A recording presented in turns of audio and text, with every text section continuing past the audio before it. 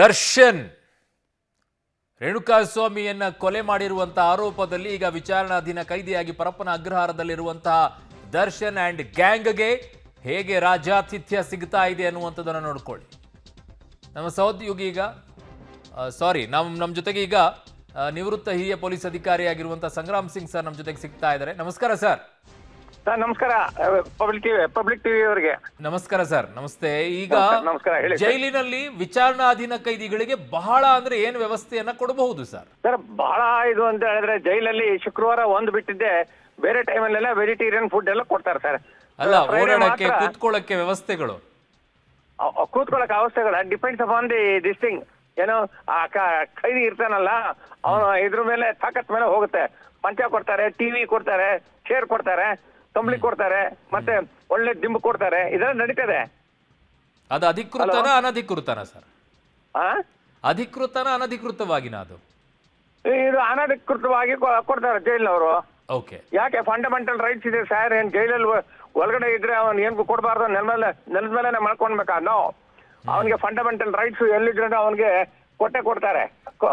ಆದ್ರೆ ಇದರಲ್ಲಿ ಕೊಡ್ತಾರೆ. ಈಗ ಬರ್ಬರವಾಗಿ ರೇಣುಕಾಸ್ವಾಮಿ ಅನ್ನುವಂತ ವ್ಯಕ್ತಿಯನ್ನ ಬರ್ಬರವಾಗಿ ಕೊಲೆ ಮಾಡಿರುವಂತ ಆರೋಪದಲ್ಲಿ ಜೈಲಿನಲ್ಲಿರುವಂತ ದರ್ಶನ್ಗೆ ಆಚೆಗೆ ಜೈಲಿನ ಹೊರಗಡೆಗೆ ಲಾನ್ ಅಲ್ಲಿ ಚೇರ್ ಹಾಕಿ ಟೇಬಲ್ ಹಾಕಿ ಕೂತ್ಕೊಳ್ಳೋಕೆ ಒಂದು ಕಾಫಿ ಕೊಟ್ಟು ಕೈಯಲ್ಲಿ ಸಿಗರೇಟ್ ಹಿಡ್ಕೊಂಡು ಕೂತ್ಕೊಂಡ್ರೆ ಇದು ಅಧಿಕೃತನ ಅನಧಿಕೃತನ ಸರ್? ಇದು ಅನಧಿಕೃತ. ಇದು ಯಾಕಂದ್ರೆ ಇದ್ರಲ್ಲಿ ಇರೋವಾಗ ಇನ್ನೊಬ್ರು ಇದ್ರು ರೌಡಿ ಪಾಪಾವತ ಇಲ್ಲ. ಅವನಿರೋವಾಗ ಅವನಿಗೆ ಕೋಳಿಗಳು, ಬಾತುಗಳು ಮತ್ತೆ ಕುರಿಗಳು ಇವೆಲ್ಲ ಮೇಯ್ಸ್ಕೊಂಡಿದ್ದೆ ಅಲ್ಲಿ ಇರ್ತಾ ಇದ್ದ ಅಲ್ಲಿ. ಅದಕ್ಕೆಲ್ಲ ಇದಿತ್ತು. ಇದರಲ್ಲಿ ದರ್ಶನ್ಗೂ ಅಷ್ಟೇ ಅಂದ್ರೆ ಯಾಕಂದ್ರೆ is an actor and is a tax payer. ಯಾರು Darshan tax payer to the sum lakhs together ಈ ಪೇಸ್ ದಿ ಟ್ಯಾಕ್ಸ್ ಪೇಯರ್ ಆಗುವಾಗ ಅದೊಂದು ಸ್ವಲ್ಪ ವ್ಯಕ್ತಿತ್ವ ಇಟ್ಕೊಂಡಿರ್ಬೇಕು ಸರ್. ದರ್ಶನ್ ಜೈಲಿಗೆ ಬಂದ ಅಂತ ಹೇಳಿದ್ರೆ ಅವನಿಗೆ ಇಂಟ್ರೀಟ್ ಮಾಡಕ್ಕಾಗಲ್ಲ ಸರ್ ನಾವು. ಯಾಕಂದ್ರೆ ಅವನು ಸುಮಾರು ಒಂದು 2-3 ಕೋಟಿ ಜನರು ಅವನಿಗೆ ಇದಿದೆ. ಹೌದಾ?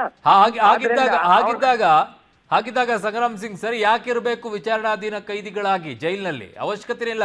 ಮನೆಯಲ್ಲಿ ಹೋಮ್ ಕ್ವಾರಂಟೈನ್ ಅಲ್ಲಿ ಮಾಡಿಟ್ಬಿಡಿ. ಜರ ಕಟ್ಟುವಂತ ತೆರಿಗೆ ದುಡ್ಡಲ್ಲಿ ಇವರಿಗೆ ವ್ಯವಸ್ಥೆಯನ್ನ ಮಾಡ್ಕೊಂಡು, ದುಡ್ಡಿನ ವ್ಯವಸ್ಥೆ, ಆಮೇಲೆ ಅದು ಸಿಬ್ಬಂದಿಗಳನ್ನ ನೇಮಿಸ್ಕೊಂಡು ಇಷ್ಟೊಂದೆಲ್ಲ ಮಾಡ್ಕೊಂಡು ಯಾಕೆ ಬೇಕು ಇದೆಲ್ಲ? ಮನೇಲಿ ಇಡಕ್ಕೆ ಹೇಳ್ಬಿಡಿ, ಇನ್ಮೇಲೆ ಒಳ್ಳೇದಲ್ವಾ? ಯಾಕೆ ಸರ್ ನೀವು ಕೋಪ ಮಾಡ್ಕೊಳ್ತೀರಾ ದರ್ಶನ್ ಮೇಲೆ? ದರ್ಶನ್ ಕೊಡ್ಲಿ ಬಿಡಿ, ಅದೇ ಸರ್ಕಾರ ಕೊಡುತ್ತೆ, ಇವ್ರಿಗೆ ಮಾಡ್ತಾರೆ. ಸರ್ಕಾರಿ ಖಾನಾ ಜೈಲ್ ಕಸೋನ ಇದೆಯಲ್ಲ. ನೀವು ಅಭಿಮಾನಿನ ಸರ್? ನಾವು ಅಭಿಮಾನಿ ಅಲ್ಲ. Because also served in jail for nearly 2 years. ಜೈಲಿನ ಒಳಗಡೆ ಈ ರೀತಿಯಾಗಿರೋದಾದ್ರೆ ವಿಚಾರಣಾಧೀನ ಕೈದಿಯಾಗಿ ಇದೇನ್ ಪ್ರಯೋಜನ ಸರ್? ಚೇರ್ ಎಲ್ಲ ಕೊಟ್ಕೊಂಡು, ಟೇಬಲ್ ಎಲ್ಲ ಇಟ್ಕೊಂಡು, ಸಿಗರೇಟ್ಸ್ ಇಟ್ಕೊಂಡು ಆರಾಮಾಗಿರೋದಾದ್ರೆ ಜೈಲಿನಲ್ಲಿ ಅವೆಲ್ಲ ಮಾಡಬಾರ್ದು. ಅದೆಲ್ಲ ನೀವೀಗ ಟಿವಿನಲ್ಲಿ ತೋರಿಸಿದ್ರೆ action should be taken against this thing. Jail authorities ತಗೊಳ್ಬೇಕು ಸರ್. ಆ ಯೂನಿಫಾರ್ಮ್ ಹಾಕೊಳ್ಳೋಕೆನೆ ಯೋಗ್ಯತೆ ಇಲ್ಲ ಅಂತ ಅನ್ಸುತ್ತೆ ನನಗೆ ಜೈಲ್ ಅಧಿಕಾರಿಗಳಿಗೆ ಅಲ್ಲಿ. You are exactly correct. ಅವ್ರಿಗೆ ಯೋಗ್ಯತೆ ಇಲ್ಲ. ಅವ್ರು ಹೆದರ್ತಾರೆ ಸರ್. ಅವರು ನಮ್ಗೆ ಎಲ್ಲಿ ಟ್ರಾನ್ಸ್ಫರ್ ಮಾಡಿಸ್ಬಿಡ್ತಾರೋ, ಏನ್ ಮಾಡ್ತಾನೋ ಅಂತ ಹೇಳಿದ್ರೆ ಹೆದರಿಕೆ ಇರುತ್ತೆ ಸರ್ ಜೈಲ್ ಅಥಾರಿಟೀಸ್ಗೆ.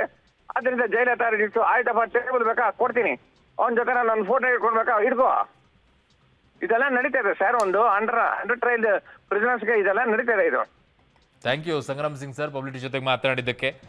ಈ ರೀತಿಯಾಗಿ ವ್ಯವಸ್ಥೆಯನ್ನ ಮಾಡ್ಕೊಳ್ಳೋದಾದ್ರೆ ಇನ್ಮೇಲೆ ದಯವಿಟ್ಟು ವಿವಿಐಪಿಗಳು ಯಾರು ಇರ್ತಾರೆ ಅವ್ರಿಗೆಲ್ಲ ಇನ್ಮೇಲೆ ವಿಚಾರಣಾಧೀನ ಕೈದಿಗಳಾಗಿ ಜೈಲಿನಲ್ಲಿ ಇಡಕ್ಕೆ ಹೋಗ್ಬಿಡಿ, ಮನೇಲಿ ಹೋಮ್ ಕ್ವಾರಂಟೈನ್ ಮಾಡಿ ಇಟ್ಬಿಡಿ. ಇದನ್ನ ನೋಡೋ ದೌರ್ಭಾಗ್ಯ ಆದ್ರೂ ನಮಗೆ ತಪ್ಪುತ್ತೆ. ಯಾವ ರೀತಿ ರೀ ಇದು? ಜನ ಕಟ್ಟುವಂತ ತೆರಿಗೆ ದುಡ್ಡಲ್ಲಿ ಜೈಲ್ ಸಿಬ್ಬಂದಿಗಳನ್ನೆಲ್ಲ ನಡೆಸ್ಕೊಂಡ್ಬಿಟ್ಟು ಈ ತರ ರಾಜ ಮರ್ಯಾದೆಯನ್ನು ಕೊಟ್ಕೊಂಡು ಅವ್ರನ್ನ ಇಡೋದಾದ್ರೆ ಅಸಹ್ಯ ಅನ್ಸಲ್ವಾ? ಅದಕ್ಕೆ ನಂಬಿಕೆ ಹೊರಟೋಗ್ಬಿಟ್ಟಿದೆ ಪೊಲೀಸ್ ವ್ಯವಸ್ಥೆಯ ಬಗ್ಗೆ. ಬಟ್ ಈ ಕೇಸನ್ನು ಹ್ಯಾಂಡಲ್ ಮಾಡ್ತಾ ಇರಬೇಕಾದ್ರೆ ತನಿಖೆಯನ್ನ ಮಾಡೋ ವಿಚಾರದಲ್ಲಿ ನಮಗೆ ಬಹಳ ನಂಬಿಕೆ, ವಿಶ್ವಾಸ ಮೂಡೋಕೆ ಶುರುವಾಗಿತ್ತು.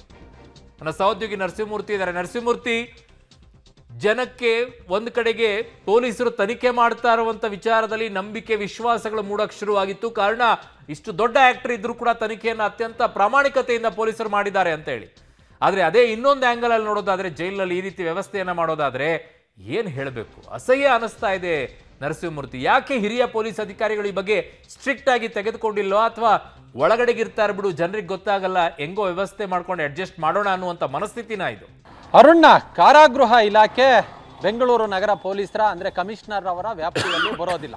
ಕಾರಾಗೃಹ ಇಲಾಖೆಗೆ ಸಪರೇಟ್ DGP IG ಅವರನ್ನ ನೇಮಕ ಮಾಡುವ ಕೆಲಸವನ್ನ ಮಾಡಲಾಗಿದೆ. ಅದರ ಉಸ್ತುವಾರಿಯನ್ನ ಅವರು ವಹಿಸ್ಕೊಳ್ಬೇಕಾಗಿತ್ತು. ಜೈಲಿನಲ್ಲಿ ಯಾವ್ಯಾವ ಅಕ್ರಮಗಳು ನಡೀತಿದೆ, ದುಡ್ಡು ಕೊಟ್ಟರೆ ಏನೆಲ್ಲ ಸಿಗುತ್ತೆ ಅನ್ನೋದನ್ನ ಅವರು ಪತ್ತೆ ಮಾಡುವ ಕೆಲಸವನ್ನ ಮಾಡಬೇಕಿತ್ತು. ಮೊನ್ನೆ CCB ಪೊಲೀಸರು ರೌಡಿಗಳನ್ನ ಪತ್ತೆ ಮಾಡಬೇಕು, ಅವ್ರ ಆಕ್ಟಿವಿಟೀಸ್ನ ಪತ್ತೆ ಮಾಡಬೇಕು, ಅಲ್ಲಿ ಕುತ್ಕೊಂಡು ಅವ್ರಿಗೆ ಮೊಬೈಲ್ಗಳು ಸಿಗ್ತಿದೆ, ಅಲ್ಲಿ ಕುತ್ಕೊಂಡು ರಿಯಲ್ ಎಸ್ಟೇಟ್ ನಡೆಸ್ತಿದ್ದಾರೆ ಅಂತೇಳಿ ರೇಡ್ ಮಾಡಿದಂತಹ ಸಂದರ್ಭದಲ್ಲಿ ಏನೂ ಸಿಗದೆ ಹೊರಗೆ ಬಂದಿದ್ದಾರೆ. ಕಾರಣ ಇಷ್ಟೇ, ಒಳಗೆ ಹೋದಂತಹ ಸಂದರ್ಭದಲ್ಲಿ ಅಲ್ಲಿರುವಂತಹ ಸಿಬ್ಬಂದಿಗಳೇನಿದ್ದಾರೆ ಅವರು ಮಾಹಿತಿಯನ್ನ ರವಾನೆ ಮಾಡುವ ಕೆಲಸವನ್ನ ಮಾಡ್ತಾರೆ. ಹೀಗಾಗಿ ಬರೀ ಕೈಲಿ ವಾಪಸ್ ಆಗುವ ಕೆಲಸ ಆಗಿದೆ.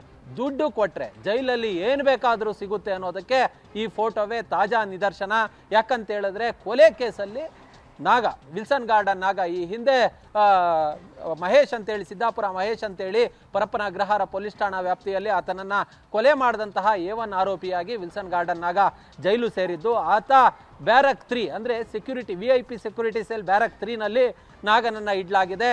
ಇನ್ನು ದರ್ಶನ್ ರೇಣುಕಾಸ್ವಾಮಿ ಕೊಲೆ ಪ್ರಕರಣದಲ್ಲಿ ನಾಗನೂ ಕೂಡ ವಿಚಾರಣಾಧೀನ ಕೈದಿನ ಅಥವಾ ಕೈದಿನ ನರಸಿಂಹಮೂರ್ತಿ ಸೆಲ್ 1 ಅಂದ್ರೆ ಬ್ಯಾರಕ್ ಇನ್ನೂ ಕೂಡ ವಿಲ್ಸನ್ ಗಾರ್ಡನ್ ನಾಗ ವಿಚಾರಣಾಧೀನ ಕೈದಿ. ಅವರ ಕೇಸ್ ಏನಿದೆ ಅದು ಸಿದ್ದಾಪುರ ಮಹೇಶನ ಮರ್ಡರ್ ಕೇಸ್ ಏನಿದೆ ಅದು ಇನ್ನೂ ಟ್ರಯಲ್ ಆರಂಭವಾಗಿಲ್ಲ. ಇನ್ನೂ ಕೂಡ ಅವರು ಜೈಲಲ್ಲೇ ಇದ್ದಾರೆ. ಆ ಕೇಸಲ್ಲಿ ಇನ್ನೂ ಕೂಡ ಅವ್ರಿಗೆ ಬೇಲ್ ಸಿಕ್ಕಿಲ್ಲ.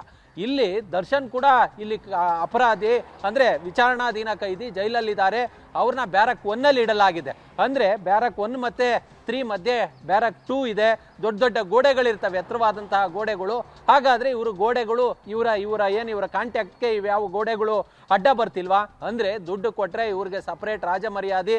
ಅಂದ್ರೆ ಆ ಬ್ಯಾರಕ್ ಏನಿದೆ, ಬ್ಯಾರಕ್ನ ಮುಂಭಾಗದಲ್ಲೋ ಒಳಭಾಗದಲ್ಲೋ ಎಲ್ಲೋ ಖಾಲಿ ಜಾಗದಲ್ಲಿ ಆರಾಮಾಗಿ ಒಂದು ಚೇರು ಟೇಬಲ್ ಅನ್ನ ಇವ್ರಿಗಾಗಿ ಹಾಕಿಕೊಡ್ಲಾಗಿದೆ. ಅಷ್ಟರ ಮಟ್ಟಿಗೆ ಇವರು ಅಲ್ಲಿ ಆರಾಮಾಗಿ ಕಾಲವನ್ನ ಕಳಿತಿದ್ದಾರೆ. ಅಂದ್ರೆ ಅವ್ರಿಗೆ ಶಿಕ್ಷೆ ಮನಪರಿವರ್ತನೆ ನರಸಿಂಹಮೂರ್ತಿ ಹಾಗೆ